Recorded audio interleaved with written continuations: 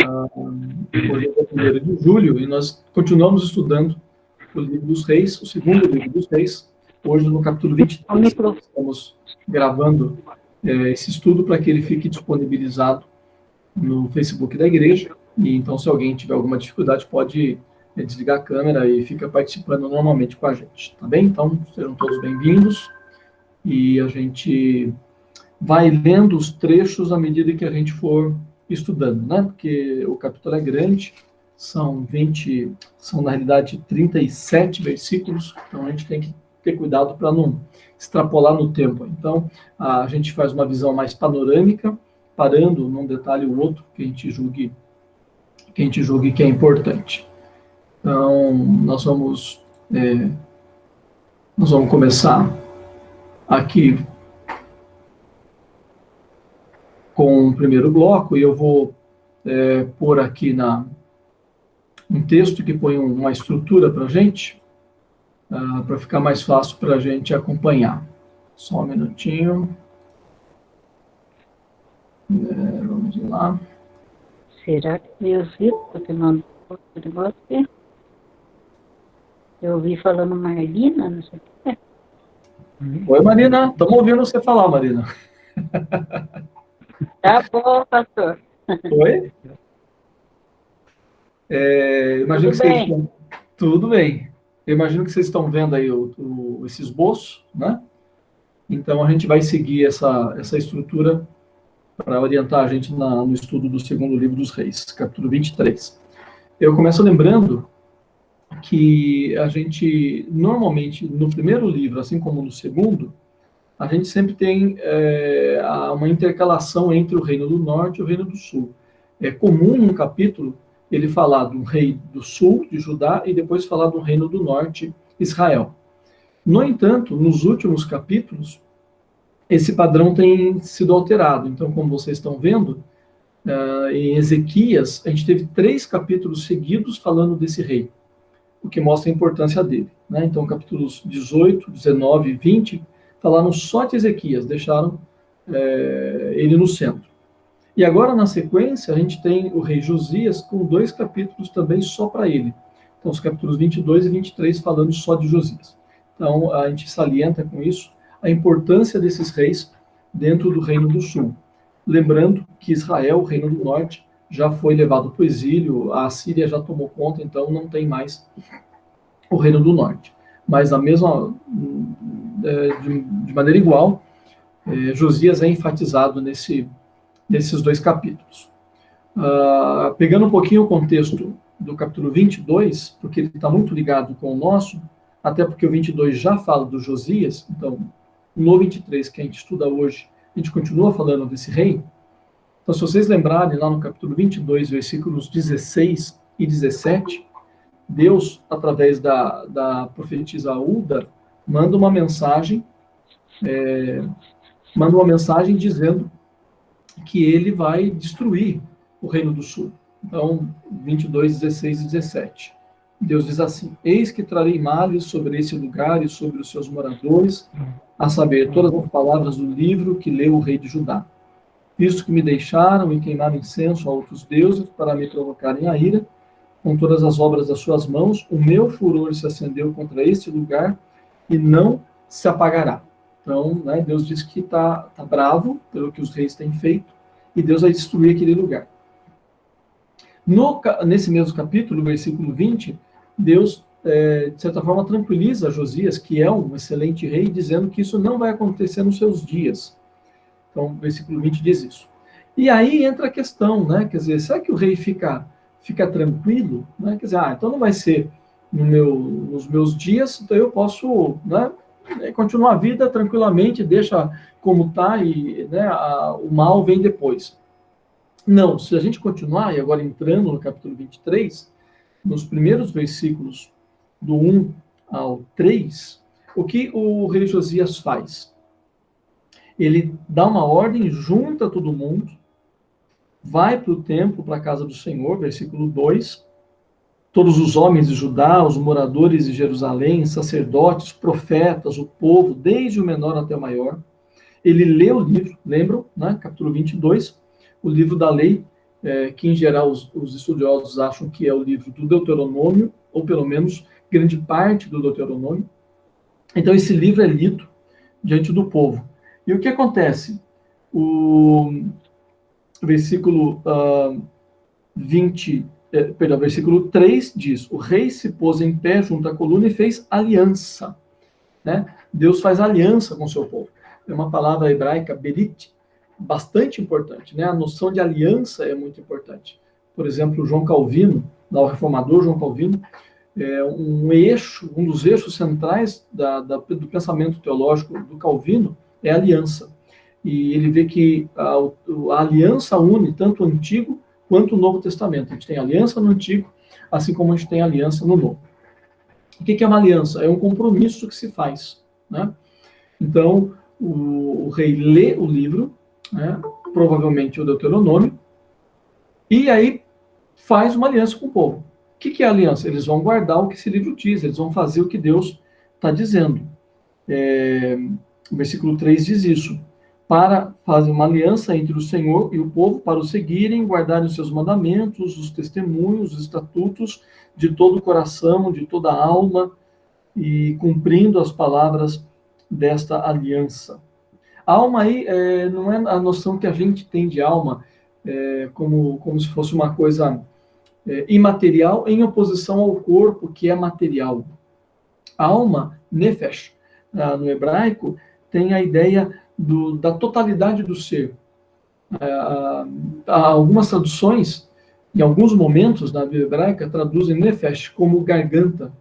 E é gozado, o que garganta tem a ver com alma? É que a ideia de garganta é o lugar por onde o ar entra, por onde a vida entra. Se a garganta é travada, se a garganta é apertada e o ar não entra, você morre. Então, alma é o princípio de vida. O que ele está dizendo? Toda alma, de todo ser, né? Melhor traduzir assim, de todo ser. Então, o rei faz uma aliança, isso é fundamental. E é fundamental por quê? Porque não adianta o rei querer fazer uma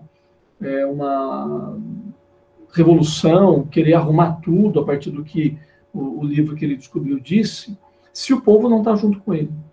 Então, a partir do que se descobre, o livro é lido, o povo toma conhecimento do que está ali, e eles fazem uma aliança, ou seja, eles fazem um compromisso de que ele, rei, as lideranças e o povo todo vão obedecer aquilo que é dito. Daí entra no capítulo, na sequência, no versículo 4, um texto bem grande, e eu vou pôr aqui de novo a estrutura, que vai do versículo 4 ao versículo 14. E aí se faz uma reforma religiosa em Judá. Mas é uma reforma religiosa com implicações em outras áreas. Há 2 semanas atrás eu falava um pouco disso. Nós temos essa noção mais moderna da religião como uma coisa privada, separada da vida pública. Então, a religião é uma coisa, o partido político que eu voto é outra, o time que eu torço é outro, enfim. Mas na antiguidade não, a religião estava junto com a vida. Por exemplo, os sacerdotes, os homens que entendiam da lei, eles não eram meramente religiosos, eles eram, se a gente fosse pensar nos dias de hoje, eles eram juízes. Por quê? Porque o Antigo Testamento, né, a Bíblia para eles, regulava a vida em tudo. Então, fazer uma reforma religiosa era também fazer uma reforma social, era também fazer uma reforma política, era também fazer uma reforma em várias áreas da vida. E nessa reforma que o Josias faz, ele faz em 3 áreas básicas. Então, primeiro, ele faz uma purificação do templo. Se você olhar aí, então, versículos 4, 6 e 7. O 4, por exemplo, o rei ordenou ao sumo sacerdote Ilquias e aos sacerdotes da segunda ordem, aos guardas da porta, que tirassem do templo do Senhor todos os utensílios que se tinham feito para Baal. Baal era um deus da terra de Canaã. Quando Israel chega em Canaã, as populações que habitavam ali já adoravam esse deus, Baal. Então, tirasse do templo tudo que era de Baal, o poste ídolo também eram deuses da terra, todo o exército do céu, então, né, todos os astros que eram adorados, sol, lua, estrelas, que eram comuns nas regiões da antiguidade, e queimou tudo fora de Jerusalém. Versículo 6 e versículo 7 vão falar disso. Quer dizer, o que a reforma tem? Ele vai para o templo e purifica o templo. Vamos lembrar de novo. O templo era uma questão, era um espaço religioso? Claro que era. Fazia esse sacrifício lá, confessava-se perante os pecados e tudo mais. Mas mais do que isso, o templo era o centro religioso e político de Israel. Então, purificar o templo é também, e isso a gente vê um pouquinho depois, é também purificar o sistema político do que rege o povo. Ele faz uma purificação do sacerdócio, dos sacerdotes, né? Então veja o versículo 5. Também destituiu, né, quer dizer, mandou embora os sacerdotes que os reis de Judá estabeleceram. Por quê? Por que ele mandou embora esses sacerdotes? Porque eles queimavam incenso nos altos. Os altos eram as colinas, né, os lugares onde o povo adorava outros deuses. Na cidade de Judá, ao redor de Jerusalém, eles queimavam incenso a Baal, ao sol, à lua, aos outros planetas, ao exército dos céus. Então não dá para se fazer uma reforma se a liderança, né, no caso os sacerdotes, está totalmente corrompida. Então ele tem que purificar esse sacerdote, mandar embora essa gente e pegar outros. E ele faz uma profanação de espaços pagãos, né? Isso aqui é bastante forte. Vejam, por exemplo, o versículo 10. Também profanou a Tofete, que está no vale dos filhos de Inom, para que ninguém queimasse a seu filho ou a sua filha como sacrifício a Moloque. Então, esse lugar, Tofete, era um lugar onde os israelitas, olha que absurdo, levavam seus filhos para oferecerem os filhos como sacrifício vivo a Moloque, que era um deus dos povos antigos. Então, ele não apenas purifica o templo, ele não apenas arruma o sacerdócio, como também ele destrói tudo que era pagão naquele momento. A partir do versículo 15, a gente vai ter uma sequência disso. E é muito interessante porque a partir do versículo 15, a gente vai ter basicamente a mesma coisa. Só que vejam onde ele faz a reforma. Versículo 15. Também o altar que estava em Betel. Lembram Betel? Betel era a cidade no norte do reino do norte, perdão, era a cidade ao sul do reino do norte, então você tem Judá no sul, né, e Israel no norte. Betel era uma cidade que ficava aqui na divisa com o sul, com Judá. Em Betel, os reis do norte fizeram o quê? Criaram um templo e começaram a fazer adoração lá de Deus. Por quê? Porque eles dizem, bom, se a gente não tiver um templo nosso, o que vai acontecer? O nosso povo vai descer para Jerusalém, no sul, e daí a gente vai perder o domínio sobre eles. Então, Betel, onde tinha o templo dos samaritanos, né, principalmente. O que Josias faz? Ele não apenas purifica ali o templo em Jerusalém, nos arredores, como ele vai para onde é o Reino do Norte. Lembrem, o Reino do Norte já foi conquistado pela Síria. Então, ele perdeu sua autonomia. A população foi levada, parte da população foi levada cativa para a Síria, mas grande parte ficou. Mas ficou agora sob o domínio da Síria. Os comentaristas acham que essa ação de Josias se dá porque a Síria tem um domínio ainda meio fraco ali. Porque, claro, se eles estão fortes, o Josias não consegue chegar lá. Então, Josias entra nesse território e também faz uma reforma no Reino do Norte. Isso é muito interessante, né? A ideia é que ele está pensando em termos de unificação de Israel para voltar a ser um povo só, um território só, né?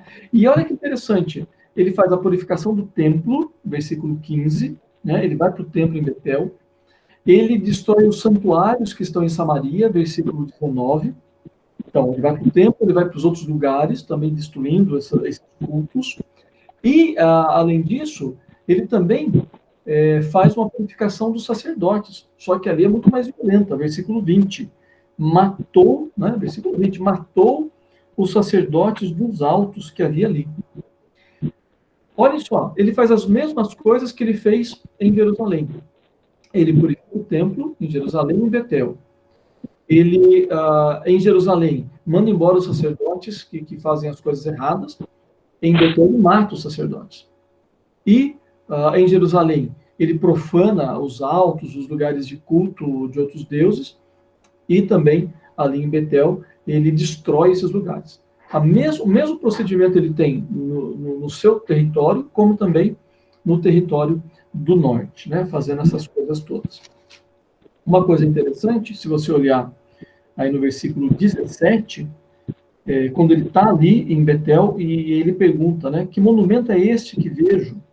As pessoas dizem para ele, é a sepultura do homem de Deus que veio de Judá e apregoou estas coisas que fizeste contra o altar de Betel. Lá no primeiro livro dos Reis, capítulo 13, é dito que Josias, isso foi 300 anos atrás, foi dito que surgiria um rei chamado Josias que iria lá em Betel e iria destruir tudo aquilo. Essa profecia de 300 anos se cumpre agora. E esses homens dizem para o rei, você está cumprindo a profecia que foi dita lá atrás pelo homem de Deus. Depois a gente tem, do versículo 21 a 23, a renovação da aliança. E isso aqui, de novo, é uma coisa bastante interessante, porque eu quero compartilhar aqui com vocês. Tá? Então, versículo 21 e 23, a gente tem a celebração da aliança. Deu ordem ao rei a todo o povo, dizendo, celebrai a Páscoa do Senhor, vosso Deus, como está escrito nesse livro da aliança. Eu falei aliança, não, é a celebração da Páscoa, né? Da Páscoa. O que é Páscoa? Páscoa é aquele rito que Moisés fez quando o povo estava para sair do Egito, lembram? Eles matam o cordeiro, pintam, né, os umbrais das portas, o anjo, né, matador do Senhor, vem, passa, mata os primogênitos e o povo sai livre. Então, a Páscoa significa passagem, né? A passagem do anjo que pune o Egito, mas liberta Israel. A Páscoa é celebrada como uma cerimônia de libertação. Então, eles estão celebrando a Páscoa, e um detalhe, versículo 23, é que o Josias, isso aconteceu no 18º ano do rei Josias, né? No ano 18 do reinado dele. Tem aí o versículo 3, porque o versículo 3 vai falar do reinado dele também. Só que é o capítulo 22, né? O capítulo 22, versículo 3, diz, no 18º ano do seu reinado, o rei Josias mandou fazer isso e isso. O que eu estou destacando aqui? É que tudo que acontece no capítulo 22 e no capítulo 23 acontece no período de um ano. E é muita coisa que ele faz, né? Se a gente olhar, é muita coisa. Isso tudo em um ano, ou seja, Josias não estava para brincadeira ali naquele momento. O próximo bloco menor também, que é do versículo 24 ao 27, continua falando das reformas religiosas. A gente tem um bloco enorme lá atrás que fala das reformas, agora fala rapidamente. Versículo 24. Aboliu também Josias os médiuns, os feiticeiros, os ídolos do lar, os ídolos e todas as abominações que se viam na terra de Judá e em Jerusalém, para cumprir as palavras da lei. Então, ele continua aquela reforma, ele abole agora esse pessoal, médiuns, feiticeiros e tudo mais, ampliando essa reforma. Versículo 25 tem uma avaliação, né? O Josias é avaliado.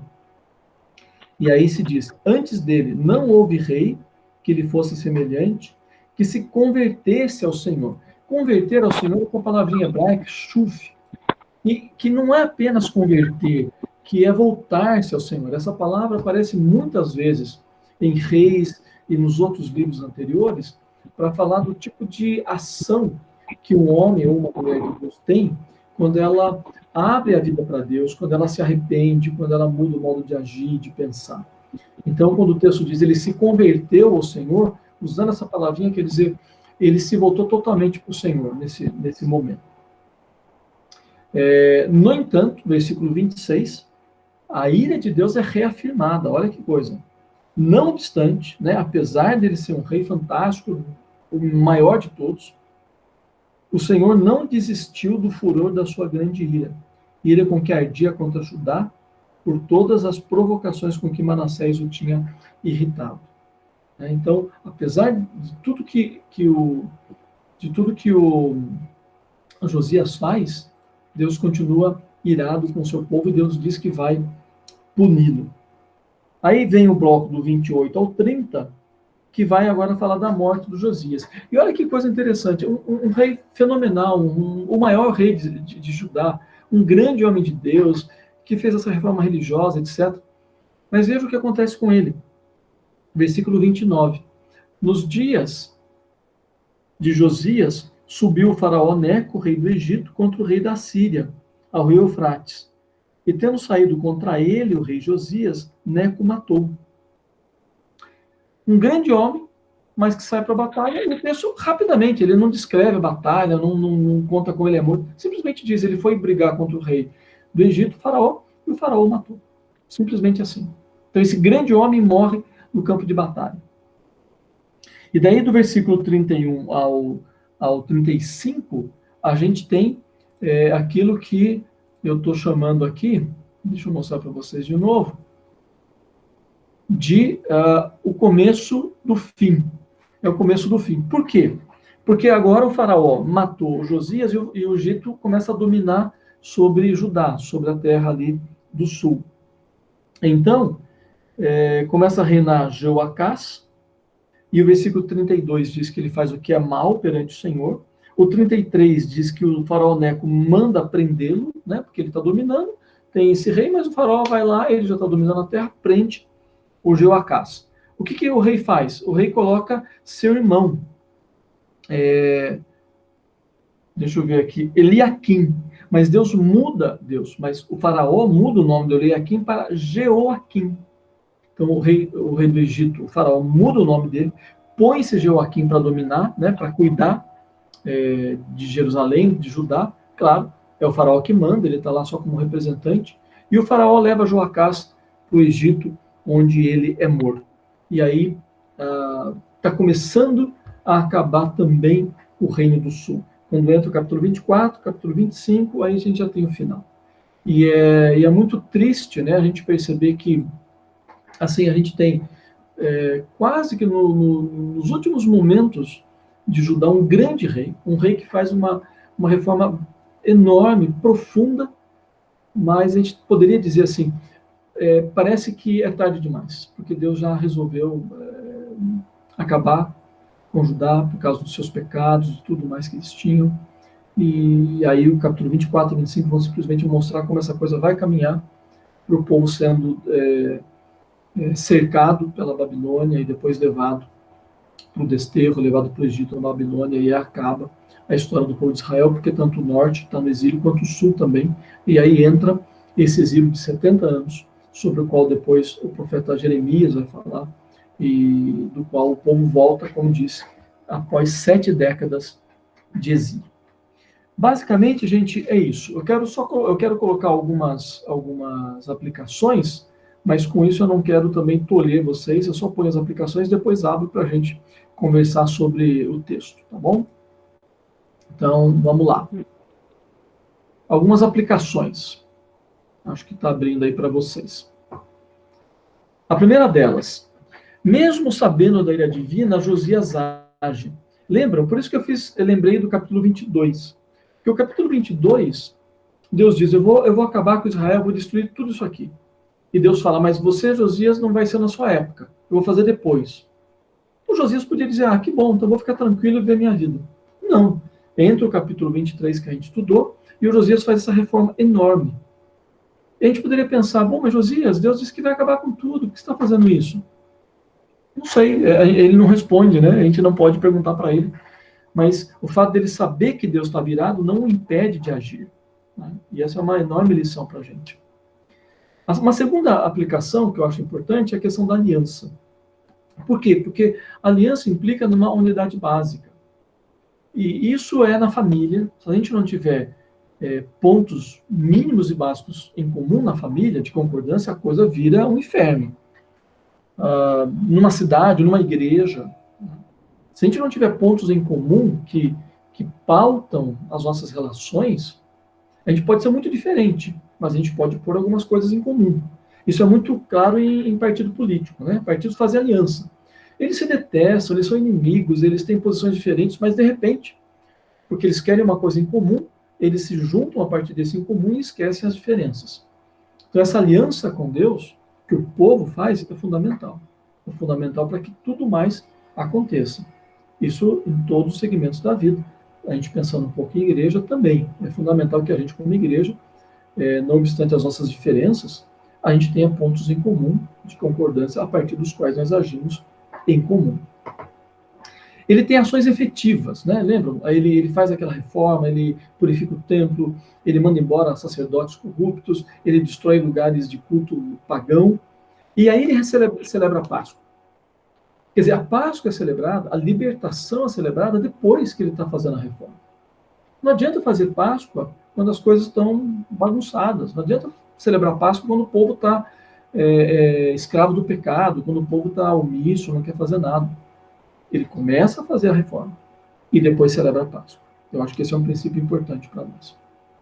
No entanto, de modo assim, eu diria, que nos surpreende, esse rei morre, a gente pode dizer de forma boba? Não, não é de forma boba, ele foi uma guerra, né? Quer dizer, guerras nunca são, guerras podem ser bobas, mas não é uma coisa pequena, né? Digamos assim. Mas ele morre, e isso é da vida. A gente poderia dizer, nossa, mas Deus não protegeu, Deus não cuidou dele. Não, eu não sei, né? Eu não sei se ele ficou desatento, eu não sei se provavelmente as forças militares que ele tinha eram muito menos capazes do que as do Egito. Né? O Egito era uma potência militar, né? O fato é que ele vai e morre. E a vida é assim, né? A gente, por ser cristão, a gente também tá sujeito a sofrer, né? Conversava com o Zito, eu e o Zito conversávamos um pouquinho antes de começar o estudo sobre esse tufão, tornado, que seja lá no sul, gente morrendo, né? Quer dizer, casas estelhadas, bens perdidos. Isso atinge o crente, o descrente, atinge todo mundo. O rei morreu. Ele foi para a batalha, e numa batalha a gente morre. Entre eles, o rei foi um dos que morreu. Então, isso também se aplica a nós. Nós também estamos sujeitos às dificuldades, às lutas, aos problemas, às provações, tentações, né? Como qualquer pessoa, e nós passamos por elas, nós também as enfrentamos, né? Como Josias enfrentou. Gente, da minha parte é isso. Vamos conversar? Alguém quer comentar, falar alguma coisa? Agora eu abro para vocês.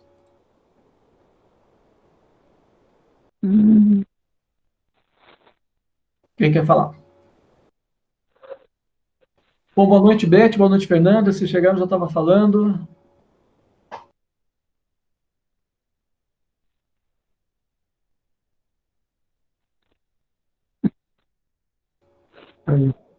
Ninguém?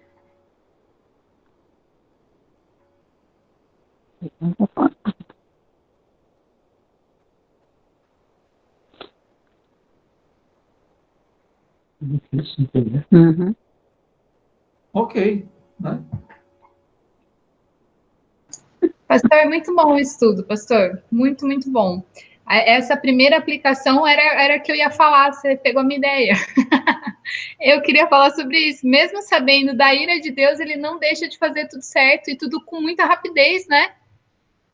Até, não sei, até a marcação textual, você vê que tem uma certa continuidade, assim, não tem uma quebra de tempo, né, no texto. Ele tá ali corrido, tá acontecendo e vai.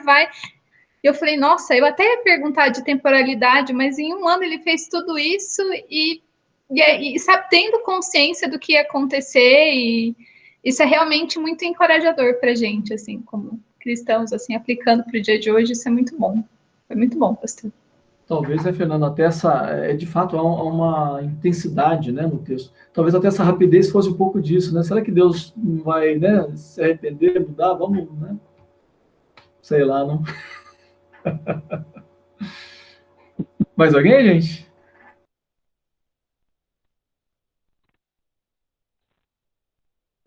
Uhum. Então tá bom. Se o Zito quer falar?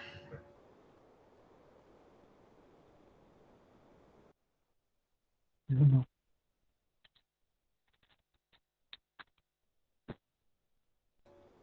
Achei que o Zito ia falar. Não, Zito? Zito tá desligado ainda, Zito.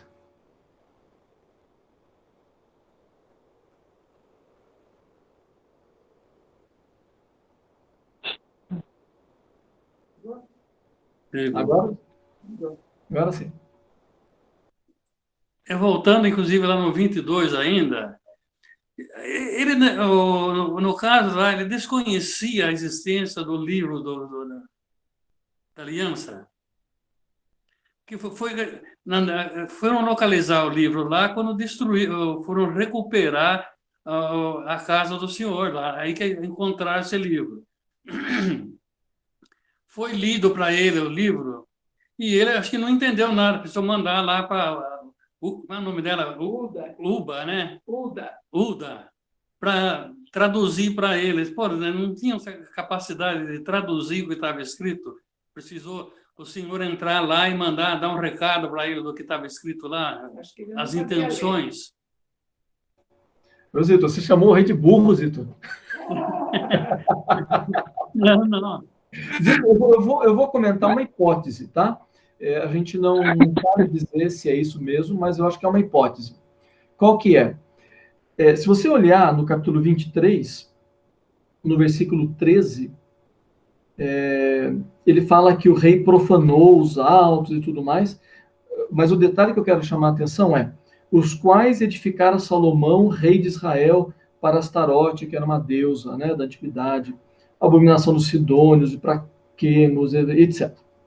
Ele está citando lá o primeiro livro dos Reis, capítulo 11, quando o Salomão começa a casar com um monte de mulheres para fazer aliança com elas e fortalecer o reino. Só que essa aliança era política, mas também religiosa. Então ele traz os deuses dessas mulheres e começa a cultuá-los.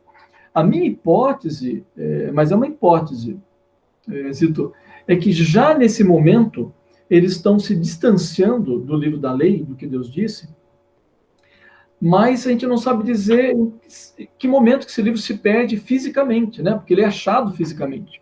Mas isso é um mistério. Então, primeiro, isso é um mistério. O que deve ter acontecido é que o livro foi começando a ser esquecido, deixado de lado, e chega uma hora, sabe como é que é, né? Aquele sapato que a gente não usa, a hora que a gente vai, cadê? Já era, né? Às vezes a mulher já deu, né, Zito? Já foi. Então, é possível, mas de novo é uma hipótese, é possível que isso tenha acontecido, mas de fato a gente não tem um dado concreto que mostre o que aconteceu para esse livro se perder, e como você anota bem, Zito, terem que explicar para o rei, né? Porque se é uma coisa do dia a dia, ele conhece, ele sabe, né? É estranho, sim, não tem dúvida. Ok, gente? Então estamos aí. Beth, você faz uma oração para a gente? Dá para orar? Pode ser? Né? Só liga o microfone e ora para a gente.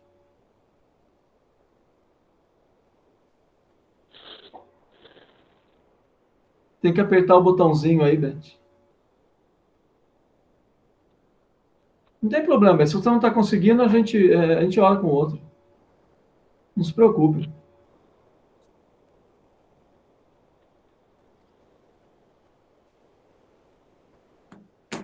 A Beth está tentando resolver lá.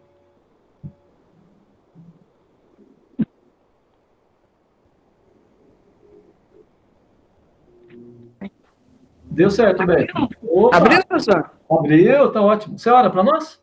Vou falar agora. Olha, Senhor nosso Deus, nós te louvamos, Senhor, por esse estudo maravilhoso que o pastor João fez para nós, para que possamos compreender a tua palavra, porque é difícil, a gente não sabe direito como é essa o Velho Testamento.